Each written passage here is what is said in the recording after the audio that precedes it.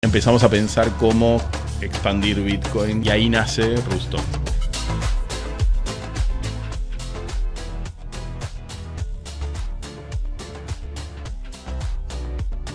Bienvenidos a un podcast más de la Fundación Blockchain Argentina. Hoy estamos en el número 49 y tenemos a Diego Sandívar como invitado en el día de hoy. Diego, muchas gracias por venir hoy. Gracias por invitarme. Muchas gracias a vos por estar acá. Y tenemos muchas cosas para hablar. Creo que va a rondar el mundo Bitcoin, no sé por qué, pero me parece que va a ir por ese lado. Pero bueno, vos tenés... Lo que no me olvidé de preguntarte antes de empezar era cómo querés que te presente, pero mejor así vos te podés presentar a vos mismo. Bueno, tengo como muchos sombreros, digamos, porque he co-creado muchas organizaciones en el mundo Bitcoin, pero hoy mi rol principal es como chairman, o sea, como presidente del directorio de Rusto Labs, ¿no? Bien, y sobre eso, bueno, ahí tenemos, me hiciste el pie para la primera pregunta justamente, ¿qué es Rusto? Bueno, Rusto es la primer sidechain o layer 2 de Bitcoin, que básicamente lo que hace es extiende las capacidades de Bitcoin para que se convierta en un sistema financiero descentralizado completo, ¿no? O sea, lo que hoy tiene el nombre de DeFi, cuando empezamos todavía no existía ese concepto, pero siempre la idea fue esa, es decir, cómo utilizamos la infraestructura de seguridad de Bitcoin, cómo usamos Bitcoin pensándolo como un oro digital para construir un sistema financiero que pueda darle servicio a cualquier ser humano del planeta. O sea, básicamente desarrollar una plataforma que lo que permite es crear contratos inteligentes. Exacto. Que hashean sobre Bitcoin. Bueno, no es que hashean sobre... Por eso es una Layer 2, porque conceptualmente nosotros lo que hicimos fue hacer que los mismos mineros Bitcoin pudieran proteger dos blockchains al mismo tiempo.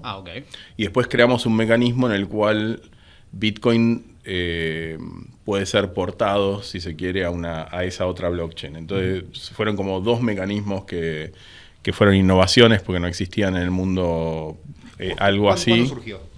La idea la empezamos a hablar, las primeras charlas que tuvimos con Sergio y después con el resto de los cofundadores fueron en 2014, fines de 2014, pero los dos estábamos, cada uno, digamos, los dos equipos estábamos en otras cosas también, en otros proyectos. Entonces recién, diría que a fines del 2015, el proyecto se formalizó y con un tweet de Nick Szabo, que es como, considero el abuelo de los contratos inteligentes. Claro, porque fue más o menos en la misma época que Ethereum, un poquito después. Claro, Ethereum se anunció en enero de 2014 y yo estuve en esa conferencia. Pero incluso antes de eso, Sergio hizo la primer criptomoneda de propósito general o Turing Complete en mayo del 2013, un año antes de que Ethereum se anunciara. Y por eso fui a Sergio con esta idea de decir, che, ¿cómo hacemos para extender Bitcoin? ¿Por qué? Porque yo venía trabajando en la ONG Bitcoin Argentina con un grupo de voluntarios. Veníamos explorando cómo ayudar a la gente que estaba fuera del sistema financiero, los que estaban desbancarizados con Bitcoin. Y como parte de ese proceso entendimos un montón de cosas que faltaban para que esto pudiera servir a la gente que vive día a día, semana a semana, mes a mes. Claro, como bajar de la teoría, del mundo Bitcoin en general o de lo ideal a la realidad y puntualmente que veían. Claro, y entendiendo, digamos, que Bitcoin como moneda, digamos, por lo menos por ahora, porque va perdiendo volatilidad, pero en ese momento era hiper volátil, mucho más que ahora. Y había menos herramientas también para hacer pagos. Faltaban herramientas, entonces faltaban herramientas de pago, faltaba una moneda. Claro, cuando uno vive día a día, semana a semana, vos no podés esperar a que Bitcoin vuelva a subir vos tenés que tener algo que tiene cierta estabilidad. Por eso también parte del modelo original era crear un stable asset, lo que hoy tiene ese nombre, porque en ese momento tampoco existía... sí había un proyecto que se llama Bitchers, cuando empezamos que yo lo venía estudiando, que fue el primero, fue el precursor de EOS, que fue el primero en crear un stable asset, pero con varias falencias ese modelo, así que se atacó, pero la versión 2, el primero lo destruyeron, digamos, a través de manipular los mercados. En la prueba de fuego tiene que pasar cualquier stablecoin. Claro, cualquiera de estas tecnologías. El segundo fue en realidad las bases de lo que después terminó siendo MakerDAO en Ethereum. Y yo venía como con esa idea del stable asset de Bitchers 2.0, tratando de resolver algunos problemas que tenía que fueron los que terminaron haciendo colapsar a MakerDAO. O sea que en realidad yo estaba bien orientado en el sentido de que lo que había que resolver era eso. Y te diría que mejor que el palo aparte se lo pegó. Sí, y en realidad nosotros en Rustock terminamos teniendo Money on Chain, que es un protocolo que desarrollaron un grupo de argentinos y que es nativo de Rustock, o sea, es el protocolo que fue diseñado desde Rustock, que en las conversaciones que tuvimos ellos le encontraron las soluciones, porque es un problema complejo, a estos problemas que tenía MakerDAO, y para mí hicieron el protocolo de Stable Assets más seguro del planeta, mezclando, digamos, algunas cosas que yo venía... O sea, ellos también, cuando empezaron con la idea de decir, armar una especie de Fort Knox, lo digo yo, ¿no? Es como volver a decir, bueno, que la moneda fiat o estable esté respaldada por oro, pero por un oro digital, claro, y que esté manejada por contratos inteligentes, como para que vos... Es un Fort Knox que las paredes son transparentes, vos podés ver que efectivamente hay respaldo. Claro. Porque en Fort Knox mismo, viste que hasta el día de hoy, digo, Trump dice, sí, aparece caminando por Fort Knox, pero nunca termina de haber una auditoría que diga, sí, hay tanto oro en las reservas de... Entonces eso era un poco la visión, era decir, si queremos hacer un sistema financiero descentralizado que pueda servir a cualquier ser humano del planeta, tenemos que remover todos los puntos de intermediación. Entonces, lo primero es tener una moneda estable. Claro, o sea, la solución de pagos. Exacto, una moneda estable, pero que funcione respaldada por Bitcoin, que tenga la seguridad y la descentralización de Bitcoin, y sobre eso podés construir las primitivas financieras que la gente usa, préstamos, pagos, digamos, intercambio de activos. O sea, ahí sobre eso construíamos claro, todo el resto, ¿no? Sí, las bases para ir ahí escalándolo y haciéndolo mucho más amplio. Vos venís del mundo de la tecnología, ¿no? Trabajaste en los 90 ya en los primeros portales grandes que hubo acá en Argentina. Sí, yo fui el primer webmaster de Clarín. Ah, mirá. En marzo del... Y ese es un proceso, en realidad, cuando entré a Clarín, entré porque me invitó Julián Gallo y Guido Culazo Moore, que ellos dos iban a armar el área de medios digitales dentro de Clarín. O sea, eran los nerds de Clarín. Claro, porque en realidad Clarín no tenía medios digitales, no tenía la parte digital. Pero fue el primer medio de Argentina, seguro. Sí. ¿No? Bueno, el primero fue, no me acuerdo el nombre, un diario que se llama algo de los Andes. El diario de los es Andes verdad, fue un el diario de primero. Es verdad, un diario de Mendoza. Sí. El segundo en lanzar, pero una cosa fue La Nación. Y nosotros ya en realidad teníamos desde el 95, nosotros en medios digitales al principio lo que hicimos hacíamos un CD, en esa época los CDs eran el futuro supuestamente, claro, CDs interactivos. El más famoso era la Encarta, ¿no? La enciclopedia, claro, que todo el mundo la conoció en su infancia y demás. Y nosotros lo que hicimos fue, cuando se cumplieron los 50 años de Clarín, Guido y Julián hicieron, con un equipo, armaron un CD del 50 aniversario con todas las noticias de Clarín de los 50 años. Mira, o sea, digitalizaron todo. Digitalizaron todo. Y además con trabajo también. Muy lindo, además con una interfaz súper orgánica, porque... Como una encarta de Clarín. Sí, no, y además era orgánico.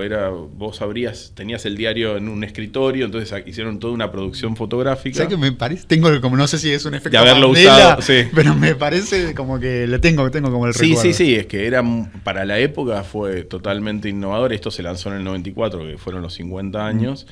A raíz de eso es que Clarín arma el área de medios digitales, porque ese fue manejado como un proyecto externo. El fotógrafo de esa producción fotográfica era un muy amigo mío, con el cual yo desde el 92 exploraba. Yo estaba dedicado a la fotografía digital y a la multimedia, entonces, y temas de interactivos.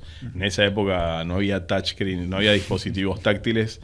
Agarrábamos monitores tradicionales y les pegábamos un film arriba y los convertíamos en táctiles. Entonces, bueno, con Enrico, que fue el fotógrafo, cuando ve esta producción fotográfica y se entera de lo que están haciendo, me dice: Dieguito, vos tenés que ver esto, porque estos flacos son como vos, están en todas estas locuras del mundo digital. Y nos conocimos y ellos me dijeron: mirá, si sale todo bien con el proyecto, Clarín va a armar su área de medios digitales y quisiéramos que te sumes. Y pasó eso, y en el 95 me sumé, pero para hacer CD-ROMs. O sea que todo lo que hacíamos nosotros del sitio web de Clarín era algo que hacíamos por motus propio. Claro. Clarín nos daba mucha libertad porque éramos como unos nerds que estábamos ahí. ¿Y cuántas visitas tenía el sitio ahí en esos primeros...? No, al principio no muchas, pero Clarín te diría que fue el más exitoso de Latinoamérica y uno de los más exitosos del mundo muy pronto. O sea, yo me acuerdo... Yo dejé Clarín en el 97 porque me fui a trabajar con Wences Casares en Internet Argentina, que era un proveedor de Internet.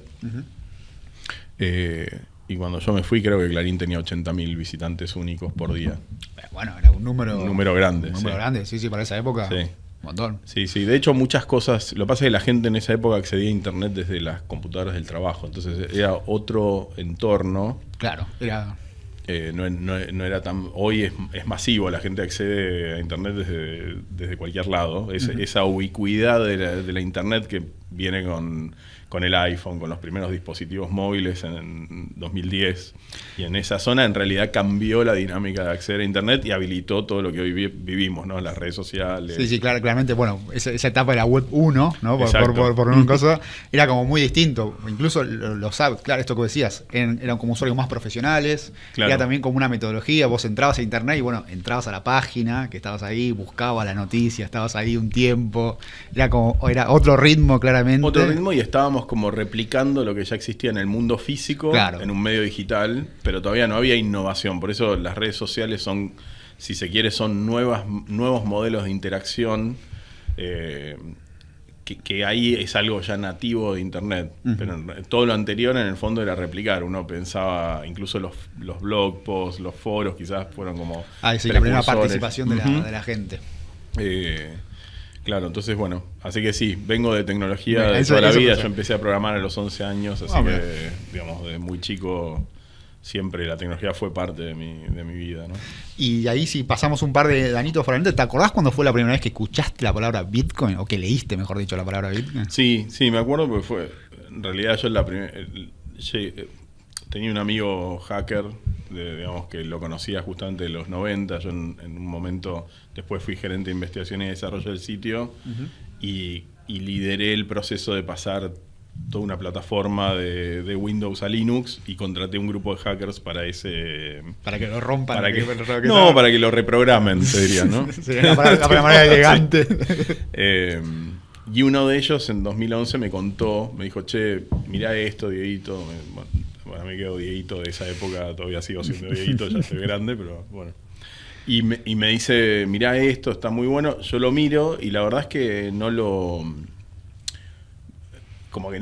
entendí. O sea, creo que eso le pasa a todo el mundo, claro, hasta hoy. A muchos les sigue pasando. Y además busqué quiénes usaban Bitcoin, era algo muy de borde. O sea, yo me acuerdo que encontré un diseñador en Myanmar, que Myanmar tenía, no sé si sigue teniendo, como un estado totalitario, una dictadura. Entonces lo usaban como... Lo usaba como medio de pago para poder ofrecer servicios, pero algo muy de borde, muy raro. Entonces yo lo miré y dije... Claro, como el para qué, decías. Sí, o sea, muy lindo, pero... Claro, y dinero digital, pero no entendí toda la profundidad que tenía eso, ¿no? Y en 2012, a principios del 2012, Wences Casares, que bueno, nosotros somos amigos desde nuestros 20s, porque justamente él también fue uno de los pioneros de la web en Argentina. Y yo me fui a trabajar con él en Internet Argentina, y ahí le dimos forma a la idea de Patagon, digamos, la primera versión. Él después siguió por su lado, y la versión que se terminó vendiendo al Santander, ¿no? Al Santander por $750 millones no tuvo. Ya no estaba, y fue distinta a lo que habíamos charlado. O sea, nosotros trabajamos en los primeros meses y después él siguió el proyecto y terminó siendo un banco digital, ¿no? Lo primero que nosotros habíamos pensado en Patagon era más una bolsa de valores, en realidad una interfaz a la bolsa de valores. Como un exchange, claro, un broker. Sí, exacto, porque era una interfaz a las bolsas de valores de toda Latinoamérica. O sea, así arranca.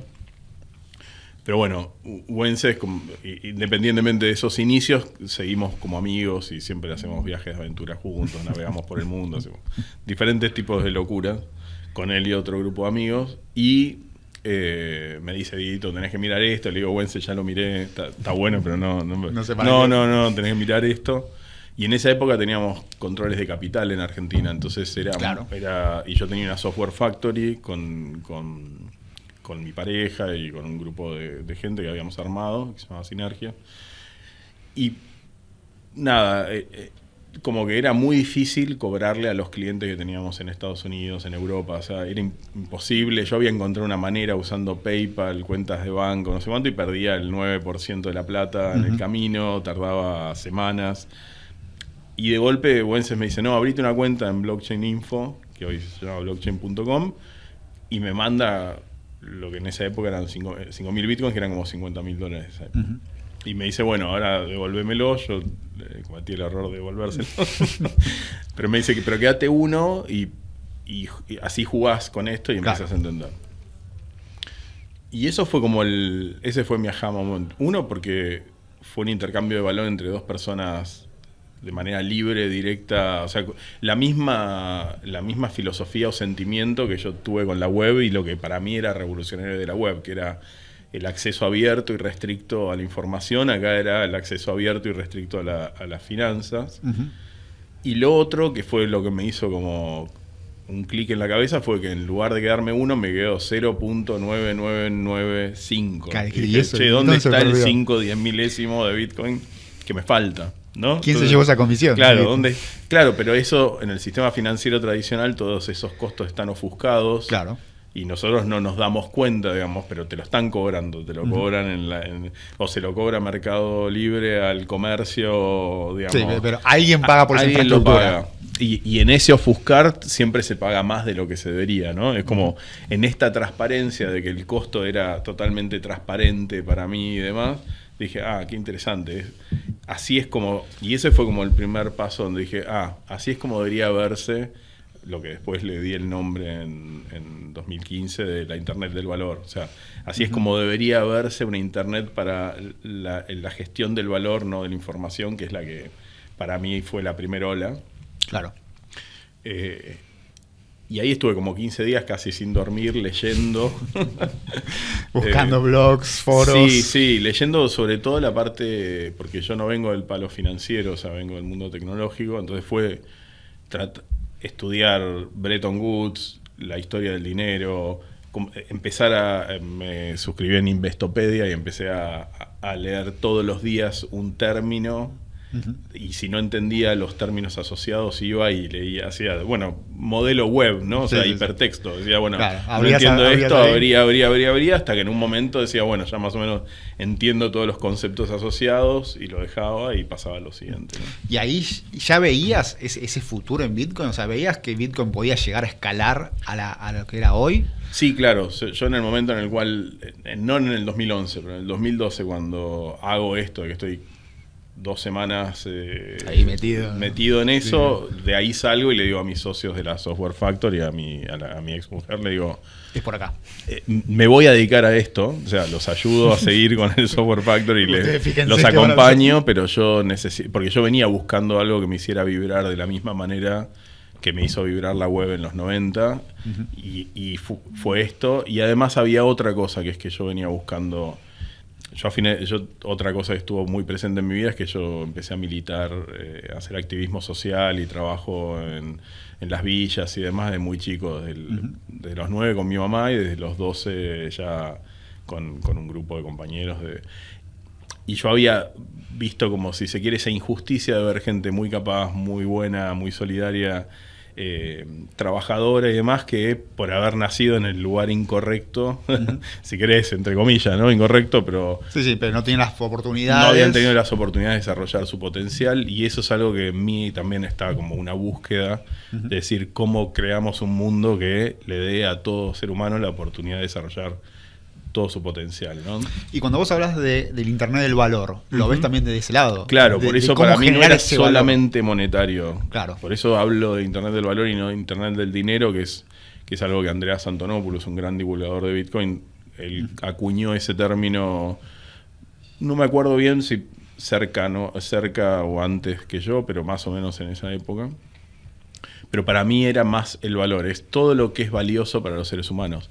Por eso también uno de los elementos que para mí es fundamental en esta construcción, que todavía no se pudo manifestar, es la construcción de identidad reputacional. O sea, eso mismo que hace que funcione Mercado Libre, Uber, Airbnb, pero de forma portable y abierta, o sea, que la reputación sea de la persona que la construye y no de la plataforma, ¿no? La plataforma también se puede quedar con la reputación de la gente para la que facilita los intercambios, pero hoy las plataformas están construyendo un negocio en base a un activo que no le pertenece y no lo están compartiendo con la gente. Entonces, para mí una de las revoluciones más grandes cuando esto termine de manifestarse, tiene sus desafíos, es eso, empezar a darle... Si uno se pone a pensar en, esto ya ha pasado, en la aldea, en la polis griega, la reputación... Sí, tu honor, o sea... Era todo, o sea, cómo vos te comportabas, quién eras y demás. Por eso que te condenan al ostracismo en Grecia era básicamente una condena a muerte. Por eso algunos preferían tomar cicuta que salir de la polis, porque... Cuando vos salías de la poli no eras nadie, o sea, ya perdías tu reputación. Por lo que habías construido vos y tu familia y todo. Exacto. Entonces, parte de mi tesis, o sea, y cerrando el loop de lo que te decía, es, yo a fines de los 90 dejo la militancia dentro de una estructura organizativa porque considero que la corrupción, digamos que el poder, la concentración de poder es el problema de nuestras sociedades. O sea, independientemente de qué tipo de poder sea. ¿Esa militancia era política o era...? Era dentro de un movimiento que se llama Movimiento Humanista, desde el cual hicimos, por ejemplo, yo fui... Sí, está el partido también. Está el Partido Humanista, se creó desde ese movimiento, y también el Partido Verde Ecologista, que yo ahí ayudé a crearlo. O sea, yo junté las adhesiones, las afiliaciones, yo era muy chico, tenía 14 años, que fue, te diría, de los primeros partidos ecologistas, y con una mirada, digamos, antes de que la ecología estuviera de moda. Claro, antes de Greta. Claro, y con una mirada humanista de la ecología, ¿no? Claro. Como decir, no es que queremos salvar al planeta por el planeta, sino poner el humano delante. Porque es el lugar donde los seres humanos existimos, y destruir el planeta es ir en contra de nuestro propio... Qué interesante. Sí. Y qué diverso también. ¿Sabés que hace poco una de las entrevistas que hicimos antes fue con Franco, también con Franco Matti, y él entra al mundo Bitcoin, nos cuenta desde el libertarismo. Claro.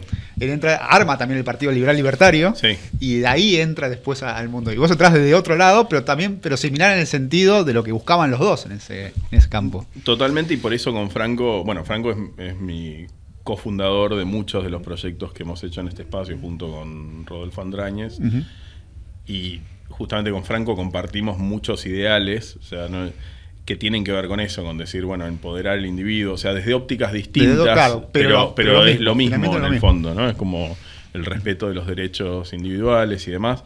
Obviamente siempre hay una tensión entre los derechos del individuo y el bien común, y ahí es donde quizás está la tensión. ¿Quién define finalmente eso? ¿Quién define y demás? Pero bueno, en mi concepción, lo que yo fui detectando es que la concentración de poder era la fuente de corrupción de la sociedad. Entonces... Entonces, la descentralización sería... Exactamente, lo que hoy se habla de centralización, pero yo en 1999 se hablaba igual en internet de distribución, descentralización, desde otra óptica, desde el conocimiento, el acceso a la opinión. Aparte, el primer internet, dentro de todo, viene también de ese lado, ¿no? Cuando los primeros protocolos de intercambio de archivos, de comunicación P2P, claro, todo lo que había pasado con Napster. A fines de los 90 hubo toda una lucha bastante fuerte por liberar la criptografía. Estados Unidos había considerado la criptografía como una herramienta militar. Claro. Entonces estaba prohibido exportar criptografía dura. De hecho, había un Netscape. No sabía. El Netscape que usábamos acá tenía una criptografía debilitada intencionalmente para que Estados Unidos, con sus mecanismos de desencripción del momento, pudiera desbloquearlo. Y la criptografía de Estados Unidos era de 128 bits y la que se exportaba, no me acuerdo ahora, creo que era de 40 bits. Claro. Pero básicamente hubo una lucha que la ganó un científico que se llama Dan Bernstein, que él logró, digamos, fue a juicio contra el Estado y logró que se liberara la criptografía. Entonces yo ese movimiento también en esa época lo seguía. Adam Back, por ejemplo, que es uno de los también es una de las pocas personas mencionadas en el paper de Bitcoin. Él, una cosa que hacía era imprimía el código de encriptación en remeras y viajaba con eso. Como una manera de desafiar este tema. Sí, porque finalmente es una tecnología, pero es un conocimiento la criptografía en ese lado. Claro, y es un conocimiento que justamente tiene que ver con empoderar y proteger al individuo, ¿no? Generar esta... Siempre, digamos... siempre en seguridad se habla de que digamos, la asimetría en el costo de defender versus atacar es lo que hace que los ataques no sean posibles, ¿no? Entonces, cuanto más herramientas de protección uno le da a un ser humano, digamos, ¿no? En su época, en la revolución, no sé, de independencia norteamericana, eran los fusiles, ¿no? Y la gente que ellos tienen mucho en Estados Unidos está mucho esa concepción de claro, no, esto el es individuo. Mi derecho claro, este es mi derecho a defender mis derechos ante justamente un poder. Claro. Que acumula, digamos, ¿no? Esta corrupción que menciono yo. Bueno, los fusiles de esta era es la criptografía. O sea, el usar criptografía pública o privada y que eso esté distribuido entre todos los individuos hace que no pueda haber un poder totalitario que esté monitoreando a la población de manera masiva y demás. Distinto es la ejecución de la ley, pero uno no necesita monitorear a todos los individuos para evitar que el crimen suceda, porque si no entras en una especie de Minority Report, claro, ¿no? Donde vos decís, bueno, y con esa justificación de monitorear a todos los individuos es que hay muchos estados que están llegando en ese modelo totalitario. O sea, Europa para mí es el que está más cerca de caer en algo así. Y como todavía no lo vimos en esa escala, o sea, digamos, si querés, China es el lugar más cercano, digamos, a eso. Y ahí ves lo que implica para las libertades individuales tener un sistema que te está monitoreando, que hace un social scoring, pero no en manos de las personas, sino en manos de un poder central. Entonces, yo siempre digo en broma que 1984 era una advertencia, no un manual de instrucciones, pero hay muchos que están como tratando de ir para ese lado. De ir, claro, incluso en lo que es reescribir la verdad, ¿no? Reescribir la historia, que hay en 1984 está el Ministerio de la Verdad, que lo que hace es reescribe la historia, y creo que hoy tenemos ese problema también, y la criptografía es la solución para eso, porque si yo empiezo a afirmar... Hoy, ¿cómo lo ves ese problema? ¿Al lado de las redes sociales, por ejemplo? Y yo lo veo, o sea, ya venía existiendo, ¿no?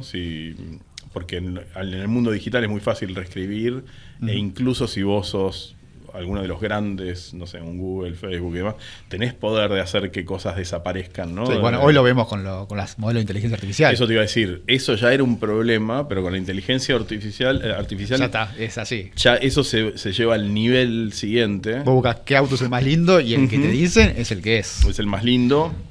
Y con otro problema, porque históricamente, a ver, toda cosa tiene su lado bueno, ¿no?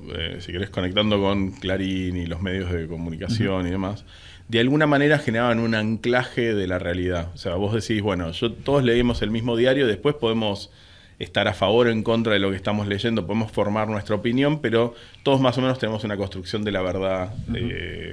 Nunca es verdad, pero digo, de la realidad histórica, y sobre ese anclaje construimos puntos de vista. Hoy en día, entre los algoritmos de búsqueda, los algoritmos de las redes sociales y ahora la inteligencia artificial, que no es neutra, o sea, la inteligencia artificial está entrenada, tiene una retroalimentación hecha por seres humanos, o sea, toma toda la información digital del mundo, construye un modelo, pero después los seres humanos retroalimentan y le dicen esto está bien, esto está mal. Claro.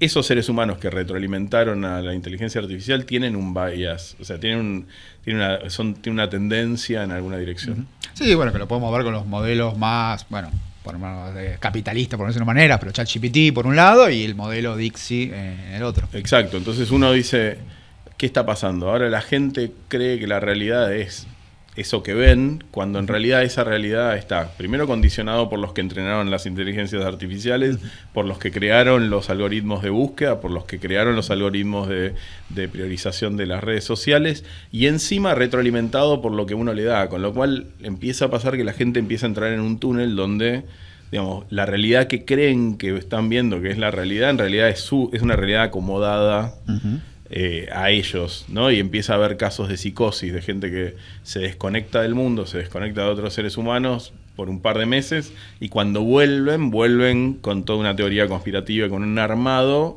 que fue retroalimentado por toda esta burbuja de información que se armaron, ¿no? Y en ese sentido, ¿cómo pensás que la descentralización y el Internet del valor, ¿no?, como veníamos hablando, puede ser una herramienta para eso, si es que pensás que lo puede ser? Bueno, creo que uno es esto, digamos, me parece que ante todo esto, toda esta situación en la que estamos viviendo, donde cosas que eran dadas, digo, que había una realidad y hoy ya no la hay, digamos, es un desafío para la humanidad muy grande.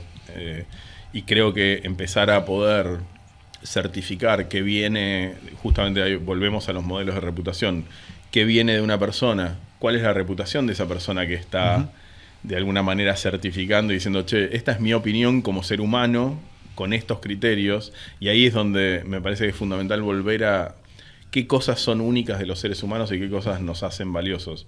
La creatividad, el punto de vista, o sea, el tener un punto de vista es algo muy valioso, ¿no? Entonces, ese punto de vista y empezar a construir estos puntos de vista colectivamente y certificados, ahí es donde viene la criptografía pública, privada, para empezar a certificar esto y certificar qué viene de un ser humano y qué viene de un algoritmo, es fundamental para poder volver a construir, digamos, una mirada humana de la realidad. Sí. Que si vos te pones a pensar, es un poco también lo que sufrieron los medios, en líneas generales, con los periodistas, ¿no? Que los periodistas en un momento fueron como, bueno, si lo dice la tele, si lo dice un periodista, claro, tiene que ser verdad, es así. Después ya todos nos empezamos a dar cuenta que los periodistas... la posverdad, ¿no? Que ya... Claro, y después, y hoy en día ya escuchás una noticia y decís, ¿y quién la dijo? ¿Y dónde la publicaron? Totalmente. Y ya sabés que la fuente es muy importante. Pero ¿qué pasa si yo puedo crear un video? Bueno, cuando vean este video no van a saber si soy yo realmente, o es una IA que, digamos. Entonces, ¿qué pasa? ¿Cómo certificás esa fuente? Pero hoy ya pasa, y siempre fue así. O sea, yo veía la tapa de Clarín a las 2 de la tarde y después cuando la publicaba a las 8 era otra tapa. No es que desaparecían notas, o sea, no es que desaparecían noticias, pero lo que era quizás un banner grande era después un recuadro, o sea que esa subjetividad siempre estuvo presente. Claro.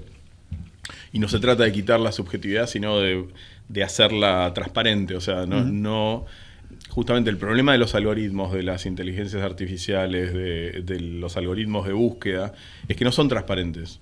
O sea, hay una manipulación, pero que no es evidente.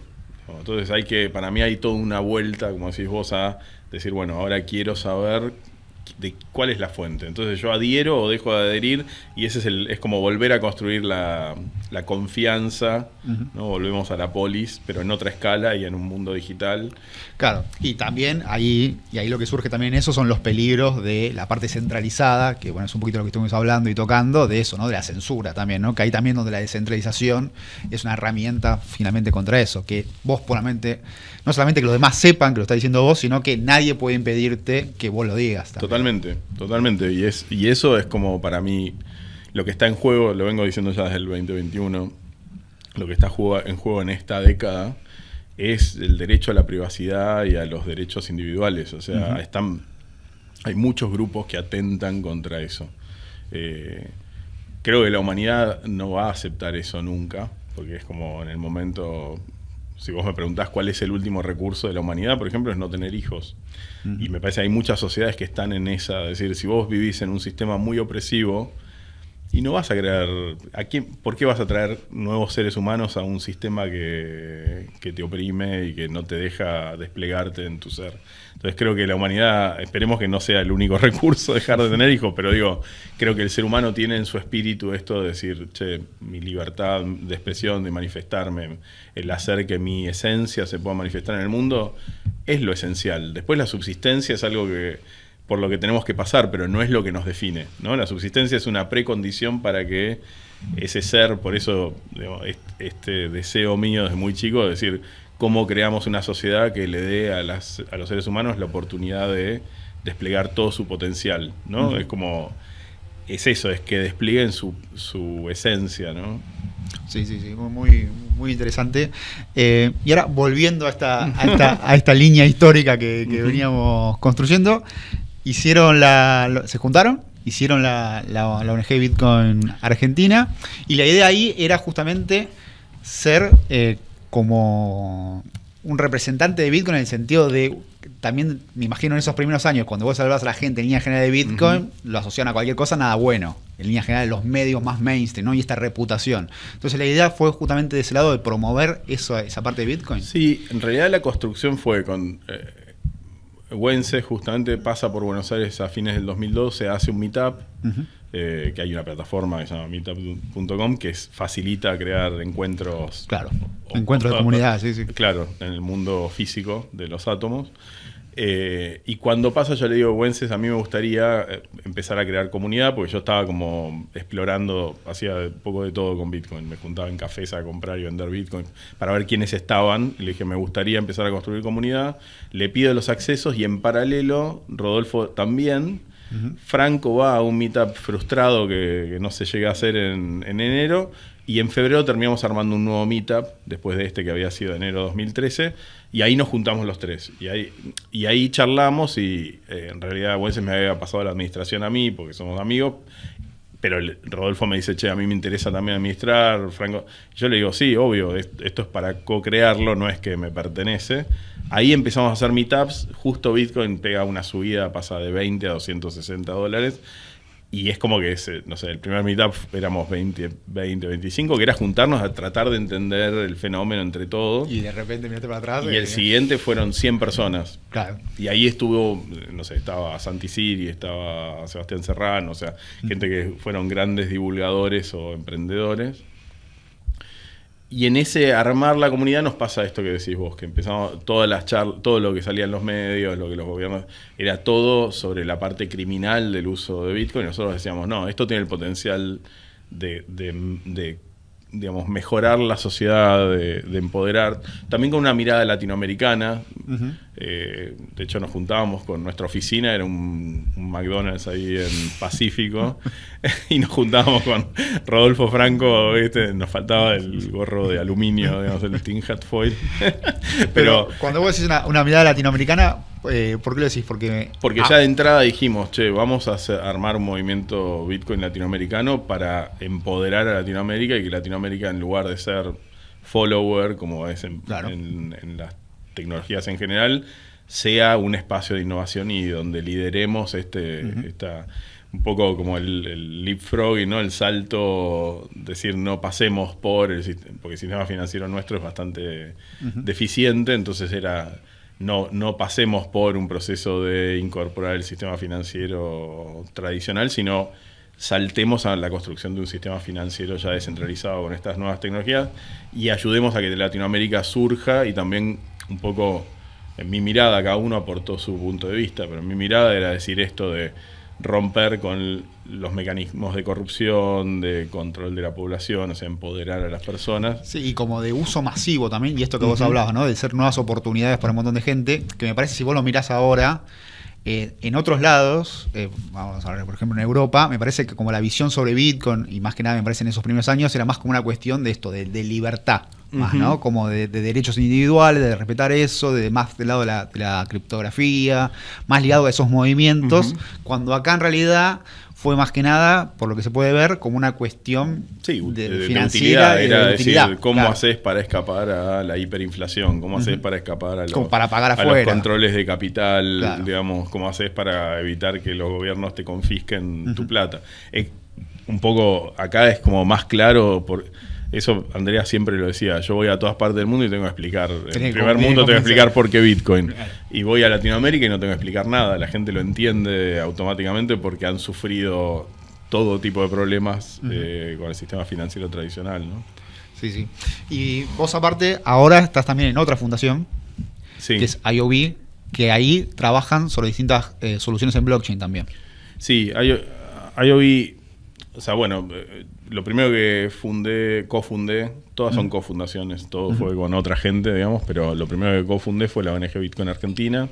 Un poco, más que para, o sea, y eso lo quería aclarar, porque en realidad nosotros teníamos la comunidad y lo que dijimos es démosle una voz a la comunidad, pero en realidad no consideramos que la ONG fuera dueña de la comunidad, sino que era un instrumento para la comunidad para poder hablar, exacto, para que tenga una voz institucional.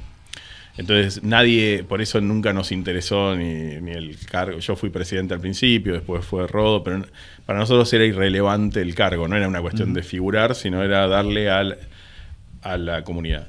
Después, como nosotros hicimos la BitConf, que es la conferencia Bitcoin más longeva que existe hoy en día en el mundo, digamos, con Rodolfo y con Franco empezamos a decir, bueno, y también el espacio Bitcoin, que fue el primer Bitcoin Center en Buenos Aires en 2014, dijimos, armemos un paraguas para todo lo que son los esfuerzos latinoamericanos, y ahí empieza la Fundación Bitcoin Iberoamérica. Y ahí la idea era conectarse con otras organizaciones similares de la TAM. Sí, y desarrollar el ecosistema en toda Latinoamérica. Por eso la BitConf al principio era itinerante. Rotando, claro, la primera fue en Buenos Aires, la segunda fue en Río de Janeiro, la tercera fue en el DF, en México, la cuarta fue en Chile, la quinta en Colombia, la sexta en Uruguay, la séptima en la Luna, porque fue la pandemia, claro. Entonces la hicimos en un estudio. Y después, bueno, cuando volvimos, bueno, la siguiente fue en El Salvador, porque la íbamos a hacer en Guatemala, queríamos hacer algo en Centroamérica, pero cuando El Salvador anuncia, dijimos, no podemos no ir a apoyar el fenómeno. Y después ya volvió a Buenos Aires, y desde ese momento, que será 2022, ya todas la BitConf están pasando en Buenos Aires, aunque este año queremos hacer una nueva, como un capítulo aparte en México. Ahora, en paralelo con todo esto, yo empiezo, bueno, la primera organización que fundé, o la primera empresa que fundé en Mundo Cripto se llama Coibanks, que todavía sigue funcionando. En 2013, o sea que ya tiene... Pero fue iterando, se fue refundando. Y en 2015, con todas esas charlas con Sergio y demás, digamos, y con otros 4 cofundadores, de los cuales 3 quedaron en el equipo permanente, empezamos a pensar cómo expandir Bitcoin para... A ver, cómo cómo expandir Bitcoin para que sea un sistema financiero completo. Y ahí nace Rootstock. Eso fue en enero del 2016, conseguimos el primer fondeo y nace Rootstock, y ahí empezamos a resolver ese desafío. Mientras, todo esto en realidad parte de esta tesis que en este grupo de voluntarios que se llamaba Sistema D, habíamos creado en función de cómo servir a la gente que estaba en las villas, digamos, que estaba excluida del sistema financiero. Entonces era crear un sistema monetario entre pares basado en Bitcoin, sobre eso crear las primitivas financieras básicas, también con la misma, de forma entre pares y descentralizada, y parte de la tesis era sistemas de identidad reputacional, ¿no? Eso ya estaba ahí desde... Sí, está desde el 2014, 2015. De hecho, en esa época hicimos algunos experimentos con Uport, que fue el primer sistema de identidad que era totalmente on-chain y demás.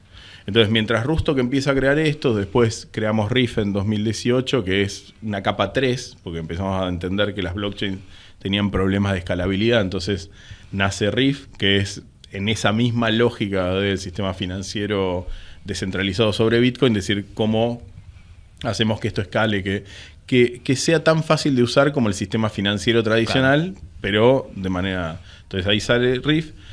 Y en este proceso yo me doy cuenta que ya era un montón lo que estábamos tratando de hacer en Rootstock y Riff, y empezó, digamos, hace unos años, 2 o 3 años, reactivamos esta fundación en Suiza, que es la IOV Foundation, con el objetivo de enfocarse en todo lo que tiene que ver con transparencia, identidad reputacional, para gobiernos y organizaciones de impacto. ¿Por qué? Porque es como un proceso en paralelo mientras se va construyendo todo este sistema financiero descentralizado sobre Bitcoin, decir cómo va creciendo los modelos de identidad reputacional en manos de los individuos, y por qué con gobiernos y organizaciones de impacto, porque básicamente son, digamos, esto les resuelve problemas de relación entre los gobiernos y sus ciudadanos, y es la manera de llevar la tecnología a la gente. Es como el problema de la identidad es ultra valiosa, pero al principio no te da te lo da el valor después de, no sé, 2 años que estás usando la tecnología, ¿no? Entonces, ¿cómo haces para que la gente quiera usar estas herramientas de identidad cuando todavía no tiene un valor visible? La idea es como apalancarse en lo que ya están los organismos tradicionales para justamente darle a la gente eso. Y ayudarlos en la parte de gestión, o sea, digamos, a los organismos tradicionales, organizaciones de impacto, gobiernos, decirles, bueno, les resolvemos temas de seguridad, les mejoramos la eficiencia en la gestión, a cambio de eso ustedes ayudan a que esta tecnología llegue a todo el mundo, ¿no? Y en ese construir estas trazas reputacionales, en algún momento del proceso esto se convierte en algo muy valioso para el individuo. ¿Y actualmente dónde lo empezaron a implementar esto? ¿Dónde empezaron a trabajar? Bueno, los primeros proyectos, el primer proyecto que hicimos de identidad fue con Gibraltar, que quedó trunco, pero desarrollamos bastante de la base tecnológica, y esa base tecnológica es la que usó el gobierno de la Ciudad de Buenos Aires en Quark ID. O sea, Quark ID en realidad es tecnológicamente usó toda la construcción que habíamos hecho en Gibraltar. Y ahí en ese caso, para validar que una persona es una persona, se basa en lo que justamente el gobierno de Gibraltar o de la Ciudad de Buenos Aires, en este caso, valida y dice, este es un ciudadano de la ciudad, o sea, es una persona radicada en la ciudad y con eso se da. Que uno, si se pone a pensar, la identidad en realidad es eso, uno de los mecanismos de registro es, no sé, cómo es la identidad nuestra, es un doctor que dice que nos vio salir de nuestras madres, nuestra madre y nuestra padre, si es que se lo dio a un empleado público, ese empleado público le puso un sello. Juntan esa información, dicen a este bebé le queremos dar este nombre y eso va a un registro civil y eso queda homologado, ¿no? Sí, bueno, se ponen las huellitas, que tecnología de hace 150 años más o menos, y ahí... Y ya está, eso es la identidad, si querés, validada pero no necesariamente es la única manera de constituir. Uno podría constituir una identidad por atestaciones o certificaciones de una comunidad. Decir, bueno, nosotros decimos, digamos, no necesitamos ir al gobierno, sino que el padre y la madre lo certifican, los familiares, los amigos, el padrino, y con suficientes certificaciones uno dice, bueno, esta persona efectivamente nació acá, nació de esta madre. Entonces, como un poco la lógica a la que queremos ir es una identidad donde va a ser híbrida, vas a usar los mecanismos de certificación o de registro tradicionales y la transferencia de reputación que las instituciones generan, porque las instituciones acumulan reputación más allá de lo que un ser humano puede acumular, ¿no? Porque tienen ciclos de vida que trascienden la historia de una persona. Sí, además la cuestión de identidad toma también más valor, me parece, justamente cuando falla. O sea, cuando falla ese mecanismo, ahí es donde te das cuenta de la importancia que tiene. Pues si vos vas, tenés el documento, lo sacás, son cuestiones que tal vez para mucha gente ni se les ocurrió pensarla en todo ese proceso. No. Pero cuando eso falla, cuando hay un Estado fallido, por ejemplo, como puede haber por una guerra, por distintas cuestiones, donde ya el Estado no te responde y ya te dice que vos sos vos, porque vos decís que sos vos, o porque los demás dirán. Claro. Pero si falla esa parte del Estado, esa parte centralizada, se cae ese nodo, básicamente, ahí es y este es un problema en los campos de refugiados, por ejemplo, ¿no?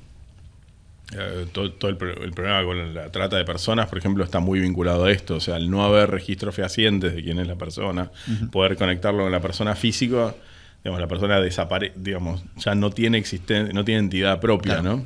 Entonces, estas tecnologías también pueden habilitar eso y ayudar a mejorar eso o sea, es doble, ¿no? Es, por un lado, decir, ¿por qué lo de la identidad reputacional? Porque una de las cosas que detectamos cuando empezamos a trabajar en los barrios, digamos, es que, por ejemplo, había emprendedores, pero que no podían llegar a los mercados más afluentes, a vender sus cosas fuera de un entorno, digamos, más precarizado porque no había confianza. Ahora, quizás esas sábanas que hacían, esas toallas, estaban buenísimas y había un hotel que estaba a 10 cuadras y que todos los años tiene que recambiar las sábanas y toallas, pero como no estaba el puente de confianza, no le compraban las sábanas. Entonces, para mí la reputación es eso, es construir ese puente de confianza entre gente que puede aportar mucho valor, que tiene mucho valor para dar, pero que no tiene la construcción de confianza con las zonas más afluentes. Y eso lo que genera es, básicamente, saca de la pobreza a la gente porque estás construyendo confianza. Tal cual. El otro elemento es decir, esa reputación se convierte en colateral para poder acceder al crédito. Entonces, y acceder a un crédito razonable, no usurario, ¿no? Es como decir, si yo veo que la persona como emprendedora tiene una disciplina y crea valor y vende sus productos a través del tiempo, el riesgo es más bajo. El riesgo es más bajo, porque lo que se hace es a la gente que está fuera del sistema se la penaliza porque justamente no hay suficiente información para saber si es reputable o no. Sí, tal cual, es muy interesante ese concepto. Y bueno, y ahí volvemos al tema del valor, ¿no? Exacto. De cómo se genera valor finalmente por medio de la confianza. De la confianza. Es eso, es mecanismos de confianza digital, y eso es ahí, digamos, cerrando el ciclo de qué hace IOV Foundation. IOV es Internet of Value. O sea, de ahí viene, ¿no? Es la Internet del valor. Claro, no nos preguntábamos eso, cuando estábamos viendo la pregunta, ¿qué significa? ¿Qué hace IOV Foundation? Es básicamente construye mecanismos de construcción de confianza en el mundo digital, tanto para organizaciones como para individuos, y eso tiene dos componentes principales. Uno es la identidad y la otra la trazabilidad. Es decir, bueno, porque ahí también, así como yo promulgo la privacidad absoluta en los individuos, creo que los que están gestionando recursos de otros, o sea, sea organizaciones de impacto, sean gobiernos, deberían tener transparencia absoluta. Claro. Así como digo, el individuo hay que proteger su privacidad, el que está gestionando dinero que no le pertenece, sino que todo el dinero del gobierno, de las organizaciones de impacto, viene de otros que están delegando ese dinero para que se hagan cosas para el bien común. Entonces, si vos estás trabajando con dinero de otros para el bien común, tenés que tener transparencia absoluta en tu gestión. Sí, sin duda. Bueno, y ahí es donde blockchain es una solución justamente para esas dos cuestiones. Totalmente. Y eso es un poco lo que en la fundación trabajamos, ¿no? Es blockchain y es criptografía público-privada. Son las dos cosas, porque de hecho, una parte de lo que aprendimos a través de los años, yo te decía, empezamos con Uport, que hacía todo on-chain, y ese es un problema para la privacidad, porque si todo está trazado on-chain, ya después se puede usar eso para monitorear a la gente. Entonces, hoy a lo que llegamos es, todo el intercambio de información es encriptada y es off-chain, y on-chain solamente se usa la blockchain solo para certificar cosas que uno necesita demostrar que sucedieron en un cierto momento, ¿no? Como decir, no puedo tener la licencia de conducir se emitió en tal día, ¿no? Entonces, digamos, si está claro cuándo se emitió y está clara la fecha de expiración, no hay manera de emitir una nueva licencia de conducir todo el tiempo e ir moviendo la fecha de expiración, ¿no? Bien, muy bueno eso, muy interesante. Y me gustaría ahí volver un poco a la parte bitcoiner en líneas generales, y es cómo ves el futuro de Bitcoin en líneas generales. O sea, ¿hacia dónde ves que vas? ¿Ves más aplicación en ese sentido de como valor puro, como ven muchos de la parte más financiera, o ves muchas más aplicaciones montadas en esto, ¿no? Más que nada pensando en la parte descentralizada, ¿no? Y esa parte también del valor de Bitcoin. Bueno, es que para mí Bitcoin es dos cosas. Uno es Bitcoin como activo, o sea, esta especie de oro digital. Claro. Y otra cosa es Bitcoin como esta máquina de la confianza. O sea, es la infraestructura descentralizada de Bitcoin, que es lo que nosotros usamos en Rootstock para crear finanzas descentralizadas, lo que en la fundación se usa para construir modelos reputacionales portables y abiertos. O sea, el poder de cómputo que está ahí atrás, claro, esa parte. O sea, es el poder, es ese trust machine, esa máquina de la confianza. Entonces, para mí son dos cosas. Yo creo que...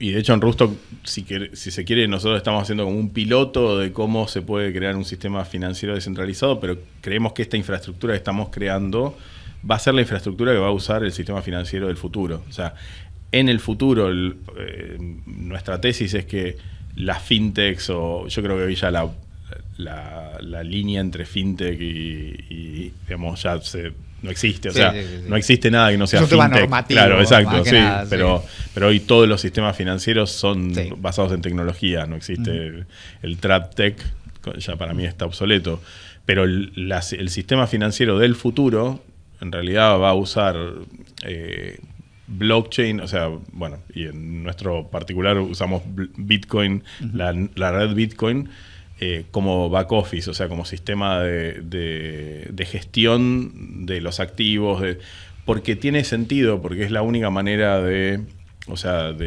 bajar los costos operativos y de subir la seguridad en un mundo que está totalmente digitalizado. O sea, el concepto viejo de tengo una base de datos, que era lo que hacían los bancos, que le pongo 7 firewalls. Sí, le pongo un candado. Claro, le pongo un candado, trato de que nadie se entere cómo funciona para asegurar ese sistema, ya no funciona. El modelo de seguridad del futuro es blockchain, es basado en llaves públicas privadas, donde en realidad el intermediario financiero lo que hace no gestiona o sea, no tiene los fondos, sino que lo que hace es facilita el acceso a las diferentes herramientas financieras.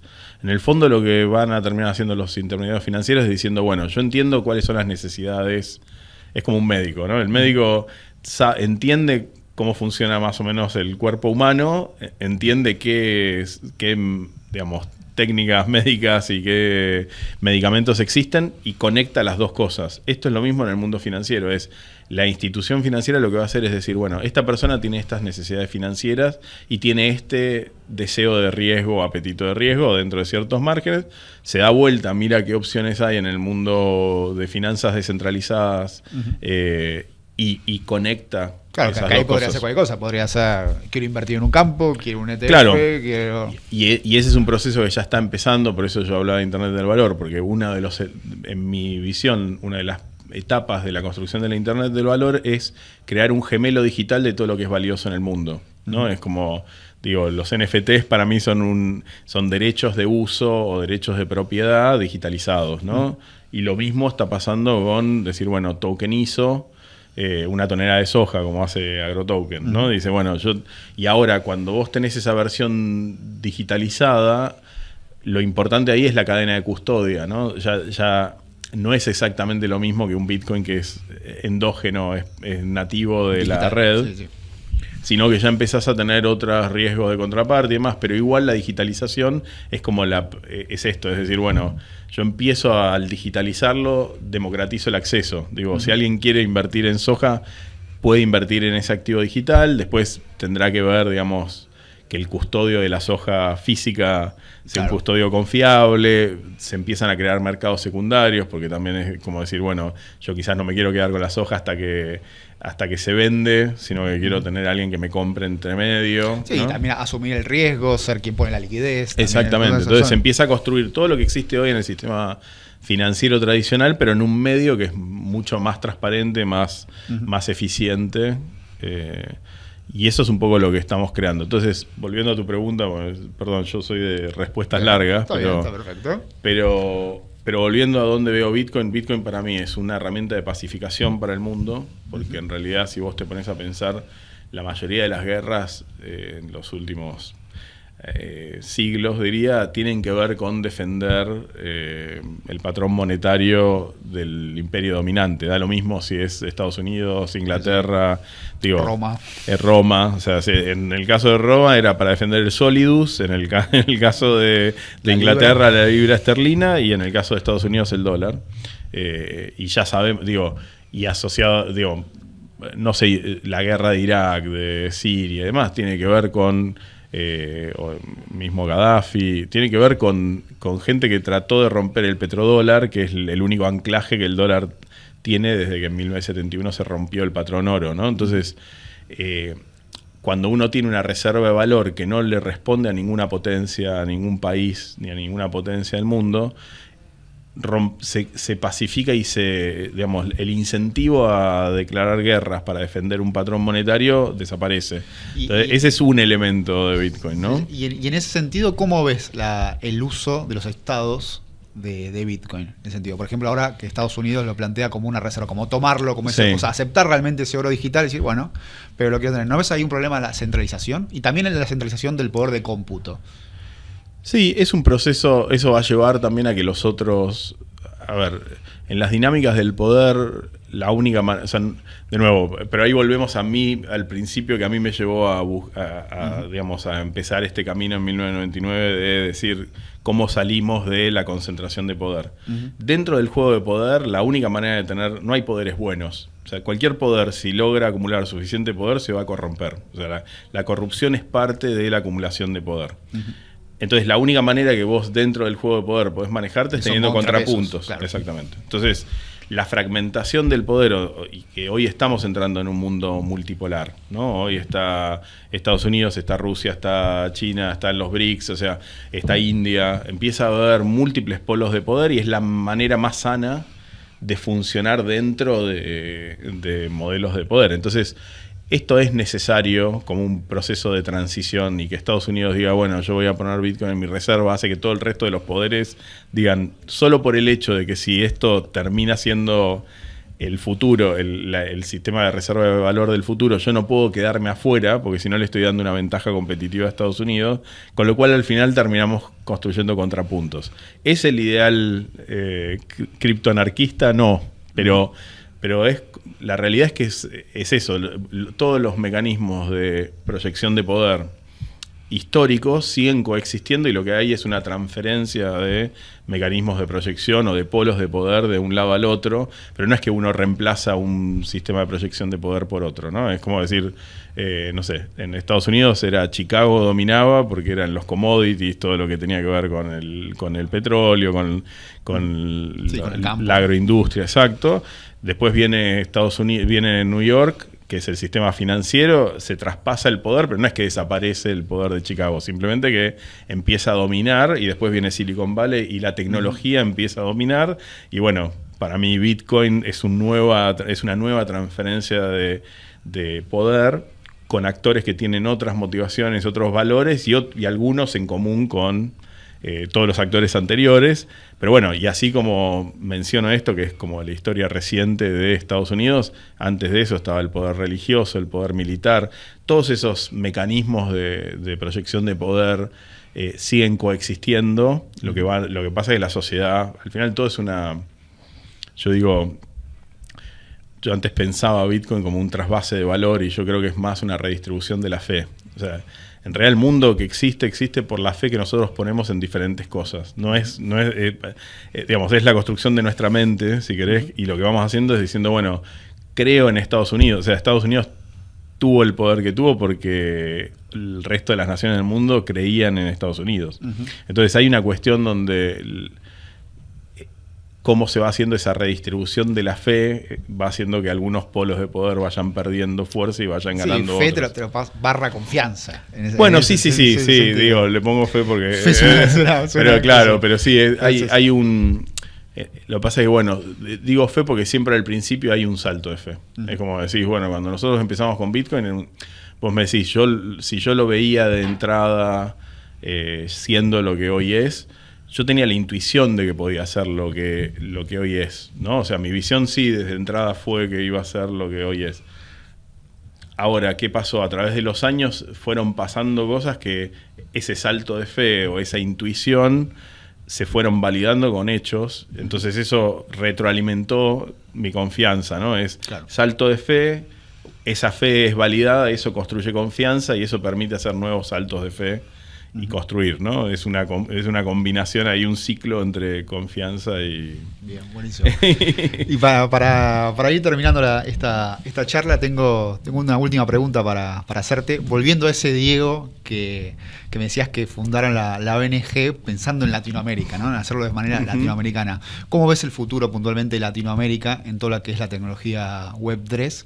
Finalmente, vamos a dejar de ser consumidores, vamos a seguir siendo productores de esta tecnología, y cómo lo ves de acá a 10, 15 años. Yo creo que Latinoamérica tiene un rol importante en todo esto que estamos construyendo. De hecho, hay equipos, algunos de los equipos líderes del mundo en estas tecnologías son argentinos. O sea, hay de otras partes de Latinoamérica, pero no sé, en el mundo Ethereum está OpenZeppelin, bueno, desde Rusto también estamos liderando todo lo que tiene que ver con expandir Bitcoin. Cardano ha usado equipos y sigue usando equipos argentinos para mucho de su desarrollo, y hay otros proyectos importantes, digamos, cripto en México, en Colombia. O sea, Brasil quizás fue más al mundo financiero, pero también están haciendo sus innovaciones. Entonces, definitivamente creo que Latinoamérica va a ser un actor en este juego, ¿no? Pero bueno, es un proceso. Totalmente. Sí. Diego, muchas gracias por haber venido. ¿Dónde te podemos encontrar en redes? Un placer. Y a ver, mi Twitter es Dieguito. Así que ahí me pueden encontrar. Bueno, muchas gracias por haber venido a este nuevo podcast de la Fundación Blockchain Argentina. Nos vemos.